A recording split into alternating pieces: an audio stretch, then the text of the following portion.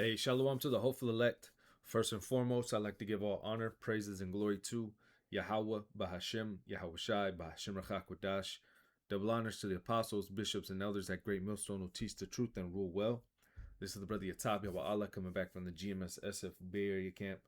And I got a quick lesson today. All right, Lord's will is edifying. But this one, the topic being, we are under threat by the so-called white man, or we are under threat by the Edomite.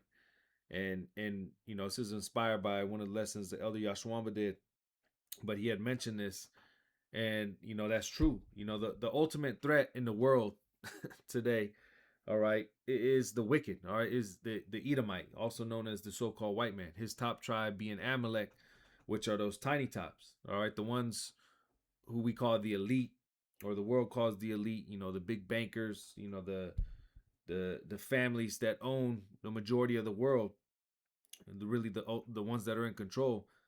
They're the ultimate threat. All right, you see everything that's going on in the world. All right, everything that's wrong. It's because of the elites. It's because of the Edomite. All right, you see our people in the situation that they're in. It's because of the Edomite. What have they done? They've set up a society that promotes sin, and within that society, all right, what is their agenda as well? To get rid of us. All right, the earth, because of the wicked being in control, the earth is being polluted. I mean, this man himself, he is a pollution. All right, scripture say, the spirit that is in him is not upright. All right, his spirit that is lifted up is not upright. He's also called a profane man. Now, what happens when you have a society or a world ran by him? Well, you have what we have today. All right, and again, we're constantly being attacked.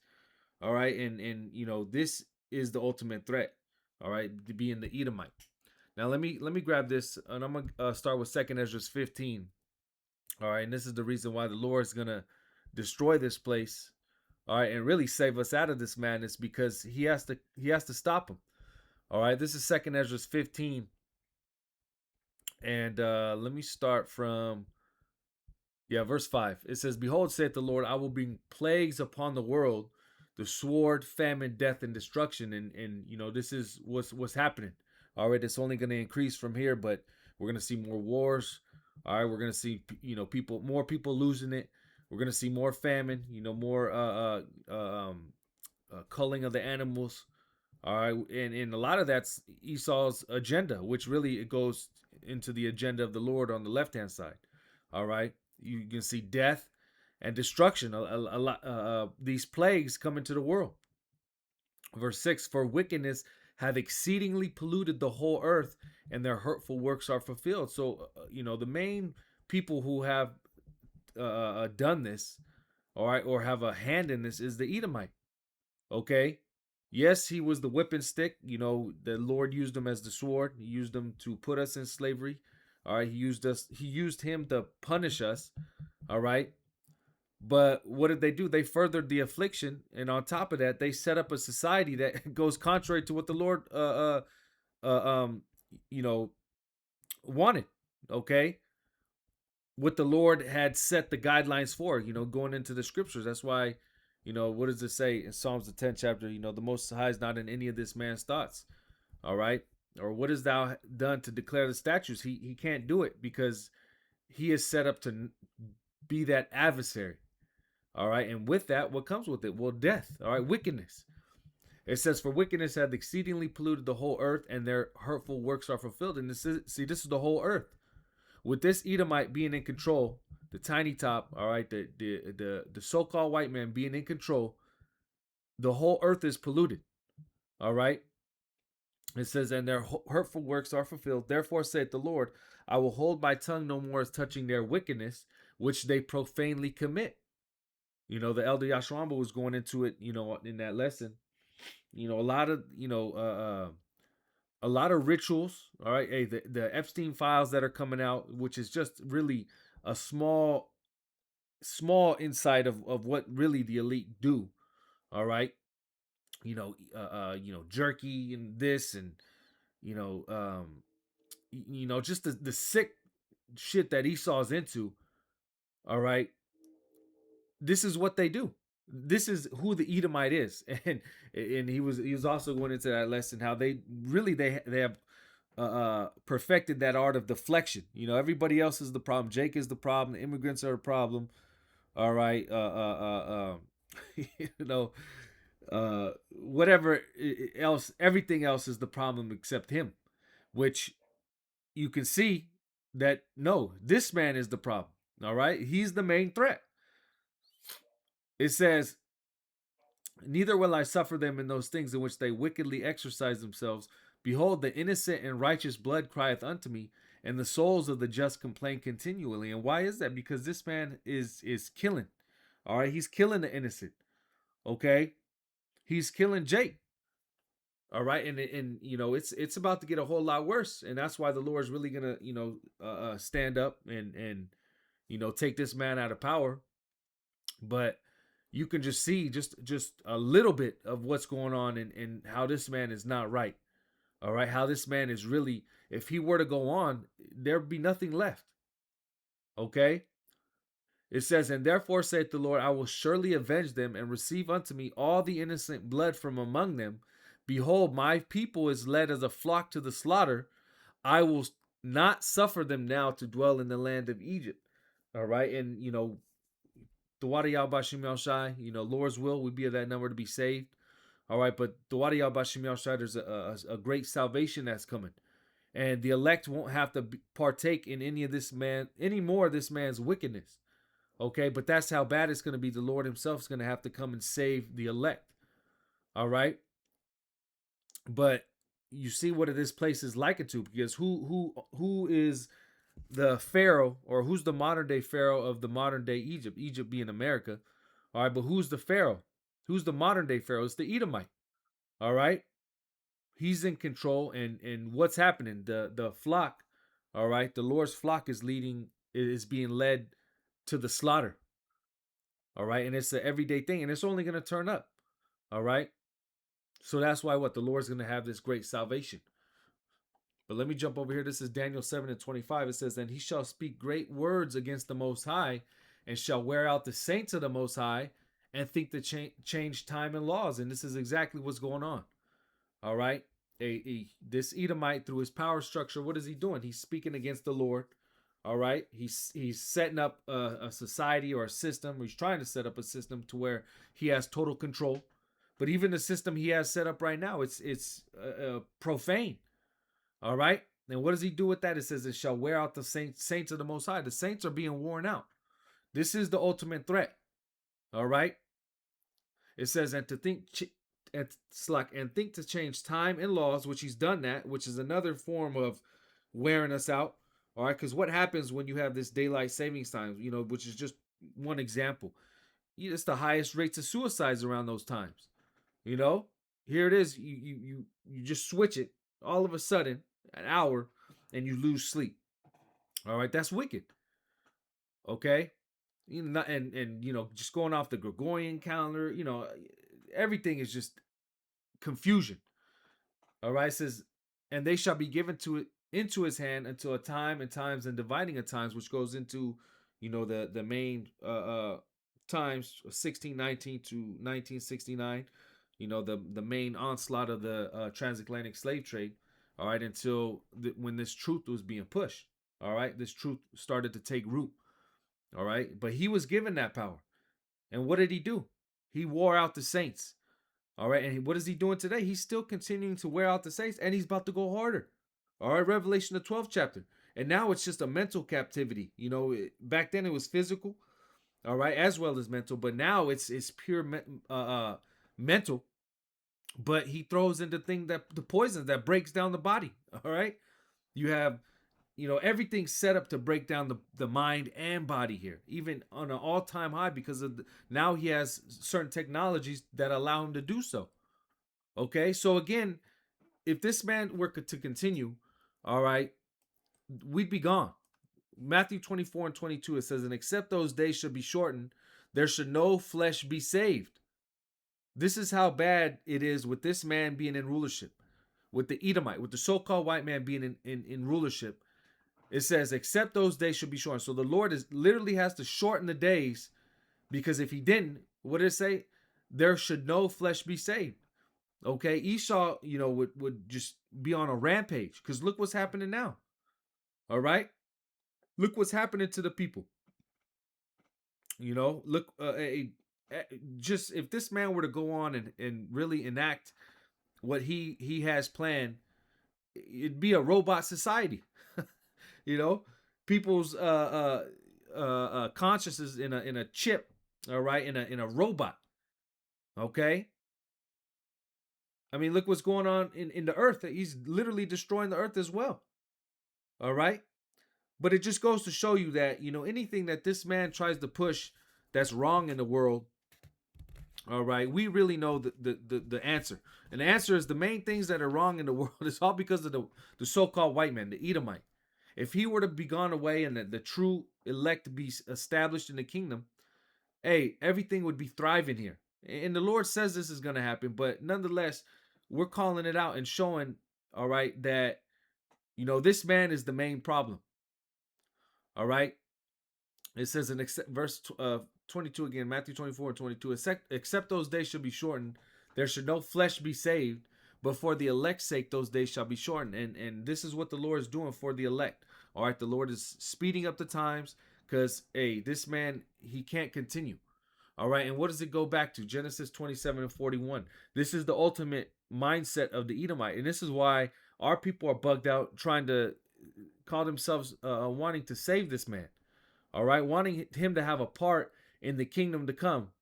Okay. Wanting him to have a spot next to you in a chariot, which is madness.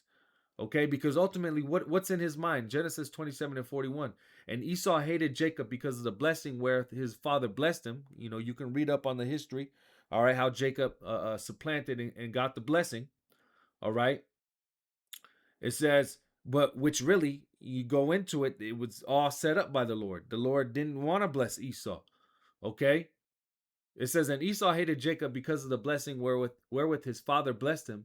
And Esau said in his heart, the days of mourning for my father at hand, then will I slay my brother Jacob. So this is the mentality of the Edomite, all right? Going back to way back then, all right? Thousands of years ago. It's that same mentality he's kept till today. I will slay my brother Jacob. There is no brotherly love. All right? You read it in the book of Psalms. Raise it, raise it.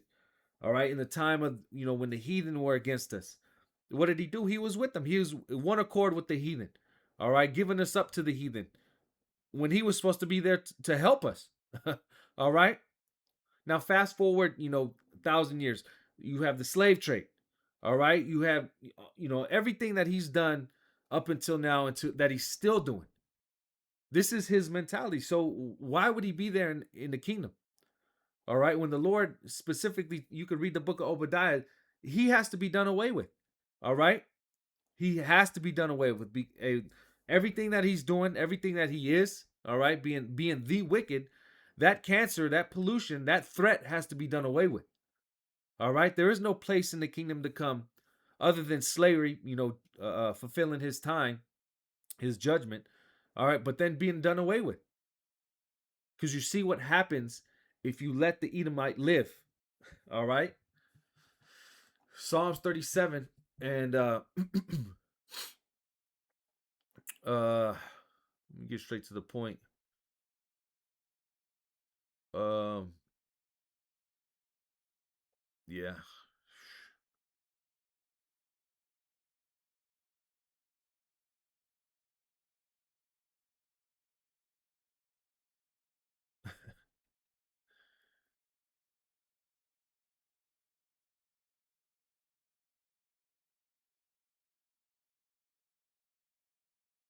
Yeah, so like let me read.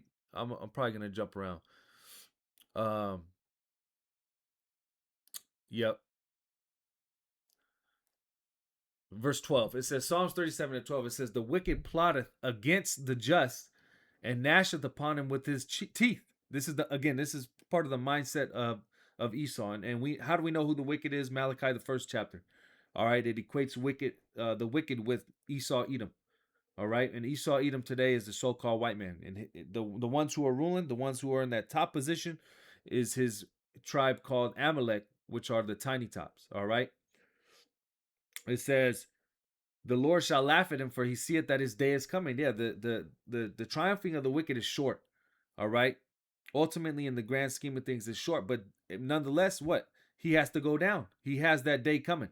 It says, the wicked have drawn out the sword and have bent their bow to cast down the poor and needy and to slay as such as be of upright conversation. So this is again his mentality to try and do away with Jake. All right. He wants to slay such as be of upright conversation. Why? So he can continue doing what he's doing. All right. So he's not being rebuked. All right. So he can keep doing the sick shit that he's doing, and nobody will say anything against it. All right. But what does it say? It says, the wicked have drawn out the sword and have bent their bow to cast down the poor and needy and to slay as such as be of upright conversation. So who's the main threat? The wicked. All right. Esau, Edom. Okay. It says, I'm gonna jump down. uh